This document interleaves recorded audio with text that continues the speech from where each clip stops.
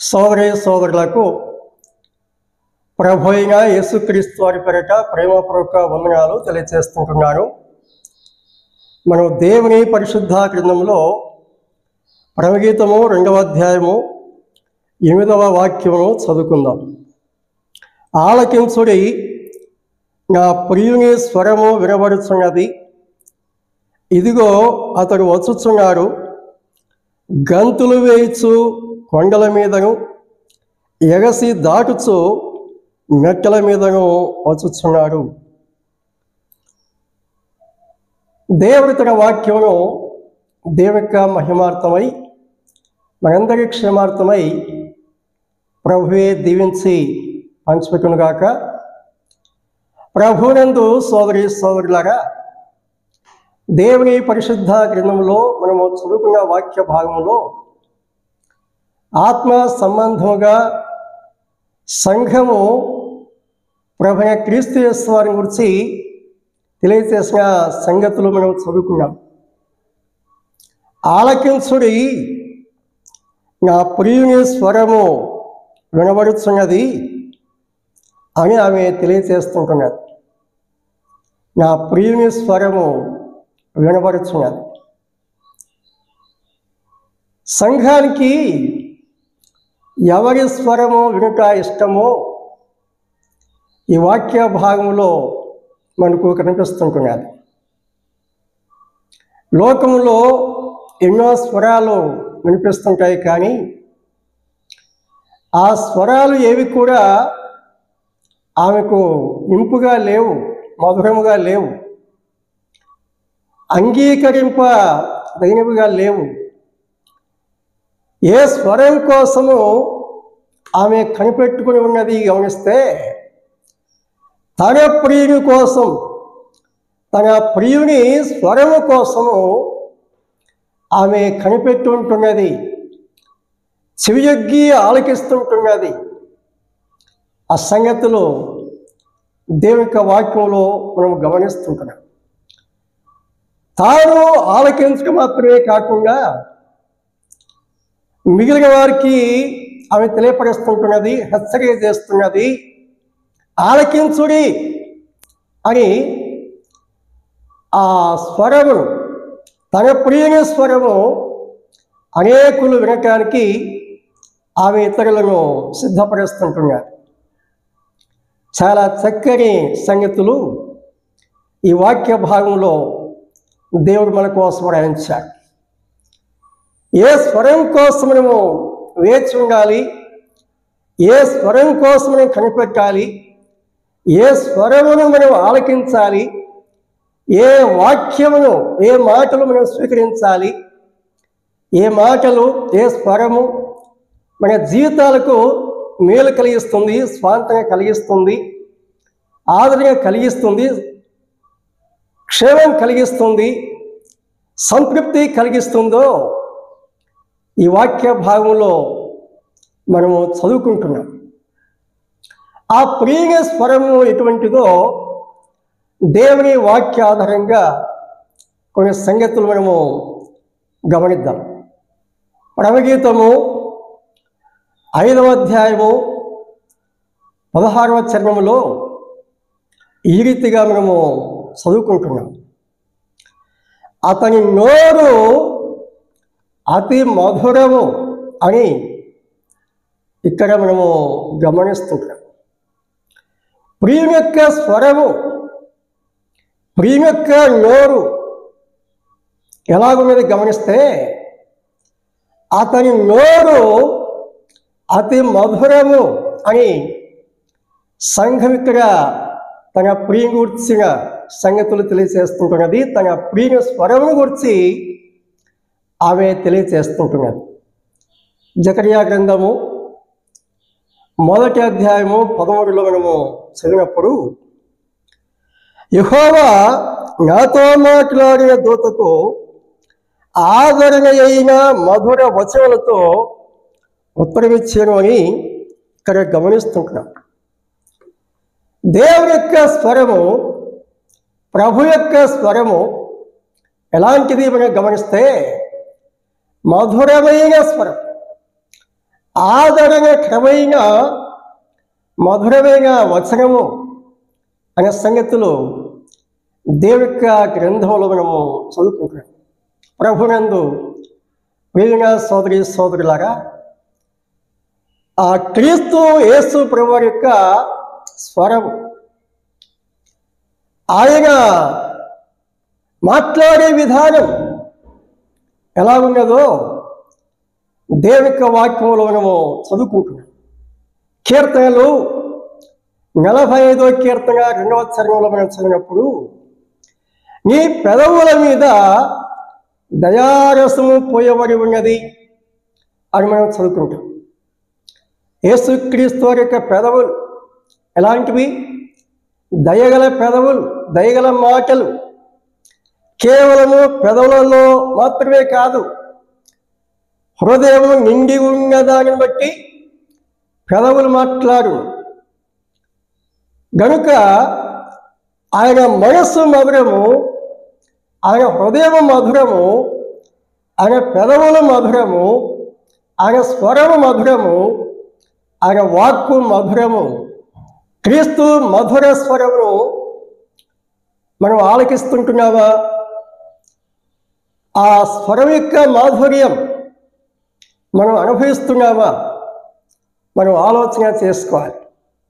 ఎంతోమంది భక్తులు ఆయన స్వరము వినటానికి కనిపెట్టారు, ఆ స్వరము ఆలకించారు, ఆ మాధుర్యం అనుభవించారు, తన్మయం చెందారు, తరించారు.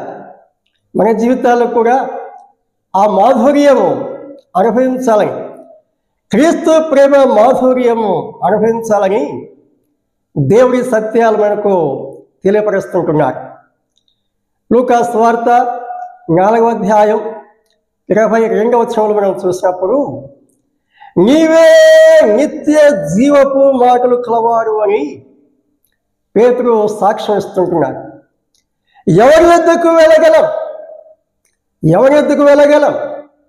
ఎక్కడికి వెళ్ళినా కల్పిత గాథలు, ముసలమ్మ ముచ్చట్లు మాత్రమే ఉంటాయి. కానీ నీవు మాత్రం ఏ సంగతులు తెలియచేస్తున్నావు? నిత్య జీవము కలిగించే మాటలు, నిరంతరము జీవించే మాటలు, నీతో కలిసి పరలోకంలో శాశ్వత కాలం సంతోషింపచేసే గొప్ప సత్యాలు మాకు తెలియపరుస్తున్నావు. నిన్ను విడిచి ఎక్కడికి వెళ్ళగలమని పేతురు అక్కడ తెలియచేశారు. ఆయన మాటలో మాధుర్యం ఉన్నది, ఆయన మాటలో నిత్య జీవం ఉన్నది. ఆ మాధుర్యం, ఆ నిత్య జీవం మనము అనుభవించాలని దేవుడు మనకు ఈ సత్యాలు తెలియచేస్తుంటున్నారు. కీర్తనలు 29వ కీర్తన 4వ చరణంలో మనం గమనించినప్పుడు దేవుని స్వరము ఎలాంటిదో ఆ వాక్య భాగం మనకు తెలియచేస్తుంటున్నది. యెహోవా స్వరము బలమైనది, యెహోవా స్వరము ప్రభావం గలది అని చెప్పారు. 7వ వచనం 8వ వచనం, యెహోవా స్వరము అగ్నిజ్వాలలను ప్రజ్వలింపచేయును, యెహోవా స్వరము అరణ్యమును కదిలించును అని చెప్పారు. చాలా సంగతులు ఇక్కడ చెప్పారు. అందులో 4 విషయాలు మనం చదువుకున్నాం. బలమైన స్వరం, ప్రభావం గల స్వరం, అగ్ని జ్వాలలను ప్రజ్వలింపజేసే స్వరం, అరణ్యాలను కదిలించే స్వరం అని చెప్పారు. మానవుల హృదయాలను కదిలించేవాడు. వేల సంవత్సరాలుగా ఆ స్వరము చేత మానవ హృదయాలను కదిలించి అందులోటువంటి చెత్త చెదారం అంతా తొలగించి శుద్ధిపరుస్తుంటున్నాడు. ఆయన వాక్యం ద్వారానే దేవుడు ఈ కార్యాలు జరిగిస్తున్నాడు అని మన జీవితానుభవాల్లో మనం అనుభవిస్తుంటున్నాం. ఆయన వాక్యము ఏం చేస్తుంది? ప్రజ్వలింపజేస్తుందని చెప్పాడు. అగ్నిజ్వాలలను ప్రజ్వలింపచేస్తుంది. అమ్మాయి గ్రామానికి వెళ్తున్న భాగస్వాములతో ప్రభు యేసుక్రీస్తు వారు మాట్లాడినప్పుడు వారి హృదయాలు మండించబడినట్లుగా మనం చూస్తుంటాం. వారి హృదయాలు మండించబడినట్లుగా వారే సాక్ష్యం ఇస్తున్నారు. వారు మాత్రమే కాదు, దేవుడు మనం దర్శించినప్పుడు, దేవుడు మనతో మాట్లాడుతున్నప్పుడు, దేవుడు మనం ఒప్పిస్తున్నప్పుడు మన హృదయాలలో ఆ జ్వాల, అవును ప్రియులారా, ఆ స్వరం వింటుండగా ఆ ప్రభావం చేత, ఆ బలము చేత మన హృదయాలు మండించబడుట మనము ఎరిగి ఉన్న విషయమే, మనము అనుభవిస్తూ ఉన్నటువంటి విషయమే. ఆయన స్వరం ఏం చేస్తుంది? మన హృదయాలను కదిలిస్తుంది, మన హృదయాలను ప్రజ్వలింపజేస్తుంది, మన హృదయాలను మండింపజేస్తుంది. చల్లారిపోయిన జీవితాలను ఆయన రగిలిస్తారు. చల్లారిపోయిన జీవితాలను ఆయన రగిలిస్తారు, ఆయన వెలిగిస్తారు, ఆయన ప్రజ్వలింపజేస్తారు, ప్రకాశింపజేస్తారు అని దేవుని వాక్యం తెలియపరుస్తుంటున్నది. ఎంతోమంది భక్తుల జీవితాల్లో ఈ అనుభవాలు సర్వసాధారణమే. ప్రియులారా, ఇలాంటి అనుభవం మనలో ప్రతి ఒక్కరూ కలిగి ఉండాలని దేవుడి సత్యాలు మనకు తెలియచేస్తుంటున్నారు. ప్రభునందు సోదరి సోదరులారా, యోబు గ్రంథము 37వ అధ్యాయం 4లో గమనించినప్పుడు దేవుని స్వరము గంభీరమైన స్వరము అని అక్కడ మనం చదువుకుంటున్నాం. అలాగే రాజులు మొదటి గ్రంథం 19వ అధ్యాయం 12వ వచనం చూసినప్పుడు మిక్కిలి నిమ్మలమైన ఒక స్వరం ఏలియాతో మాట్లాడినట్లుగా గమనిస్తాం.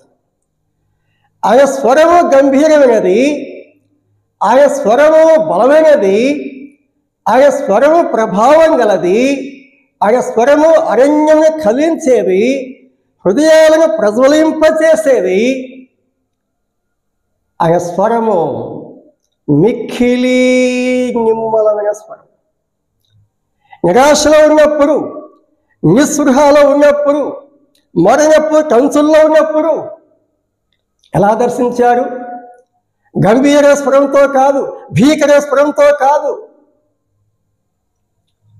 ఆదరణకరమైన స్వరంతో, మిక్కిలి నిమ్మలమైన స్వరంతో ఆయన మన దర్శిస్తాడు. ఏలియాను దర్శించిన వాడు మనల్ని దర్శిస్తాడు, ఆదరిస్తాడు, ధైర్యంతో నింపుతాడు, మన కర్తవ్యాన్ని తెలియచేస్తాడు.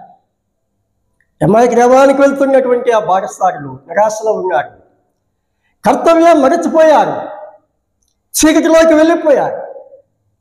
ప్రభు దర్శించి వారిని రగిలించాడు, మండించాడు, ప్రజ్వలింపజేస్తాడు, తమ బాధ్యతను గుర్తు చేశాడు. అలాగే ఏలియా జీవితంలో ప్రభు చేశాడు. ఎన్నోసార్లు మన జీవితాల్లో ఎదురయ్యే సమస్యల వల్ల మనం నిరాశకు లోనవుతుంటాం, కృంగిపోతుంటాం. కానీ ప్రభు ఏం చేస్తారు? మెల్లని స్వరంతో దర్శిస్తారు, ఆదరణతో మాట్లాడతాడు, మనల్ని రేపుతాడు, ధైర్యపరుస్తాడు, ఉజ్జీవం నింపుతాడు, నిరీక్షణ కలిగిస్తాడు, నెమ్మదిస్తాడు. మన కర్తవ్యాన్ని తెలియచేసి వెన్ను తట్టి చేయి పట్టి నడిపిస్తాడు. ఎంత కృపగల దేవుడు, ఎంత నమ్మదగిన దేవుడు, ఎంతగా ఆదరిస్తాడు. ప్రభునందు సోదరి సోదరులారా, అంత గొప్ప దేవుడు ఆయన మనకు ప్రియుడిగా లభించుట ఎంత ధన్యతయో మనం ఆలోచన చేయవచ్చు. యోహాను సువార్త 10వ అధ్యాయం 3, 4, 5 వచనాలు, 16వ వచనం, 27వ వచనంలో మనం చదువుకున్నప్పుడు నా గొర్రెలు నా స్వరము వినును అని చెప్పాడు. నా గొర్రెలు నా స్వరము విను. అక్కడ కాపరిగా, గొర్రెలుగా పోలిక మనకు కనిపిస్తుంటుంది. ఆయన మన కాపరిగా ఉన్నారు, మనము ఆయన మేపు గొర్రెలుగా ఉన్నాము. నా గొర్రెలు నా స్వరము వినును అని చెప్పారు. మనమైన గొర్రెలమైతే, మనమైన పిల్లలమైతే మనం ఏం చేస్తాము? ఆయన స్వరం వింటాం, ఆయన స్వరం వింటాము, ఆయన వెంబడిస్తాం. ఆయన ఎక్కడికి వెళ్తారో మనం కూడా అక్కడికే వెళ్తాం. ఆయన ఎక్కడ నివసిస్తారో అక్కడే మనం నివసిస్తాం. ప్రకటన 3:20 ప్రభు చెప్తున్నారు, ఇదిగో నేను తలుపు వద్ద నిలుచుండి తట్టుచున్నాను. ఎవరైనాను నా స్వరం విని తలుపు తీసిన ఎడల నేను అతని వద్దకు వచ్చి అతనితో నేనును నాతో కూడా అతడును భోజనము చేదుము అని చెప్తున్నాడు. ఆయన స్వరం ఆలకిస్తున్నారా? ఆలోచన వచ్చింది. ఇదివరకే క్రీస్తు యొక్క స్వరం విని ప్రభు చెంతకు వచ్చి ప్రభునందు విశ్వాసం ఉంచి ఆయన వెంబడించేవారు అనేకులు ఉన్నారు. వేల సంవత్సరాలుగా దేవుడు తన స్వరము వినిపిస్తుండగా ఇంకా కోట్ల కొలదిగా మానవులు క్రీస్తు స్వరము వినలేని పరిస్థితిలో ఉంటున్నారు. సాతాను స్వరం వింటున్నారు, వ్యర్థమైన వాటికి చెవిస్తున్నారు.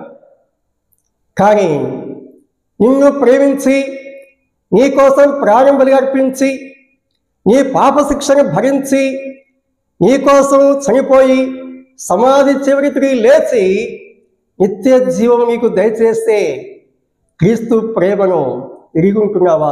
ఆ ప్రేమ స్వరం ఆలకిస్తున్నావా? ఇంకా ఆలకించకపోతే ఇప్పుడైనా ఆ క్రీస్తు ప్రేమ స్వరం, ఆ మధుర స్వరం ఆలకించి క్రీస్తునందు విశ్వాసం ఉంచి ఆత్మరక్షణ పొందాలని దేవుడి సత్యాలు తెలియజేస్తుంటున్నాడు.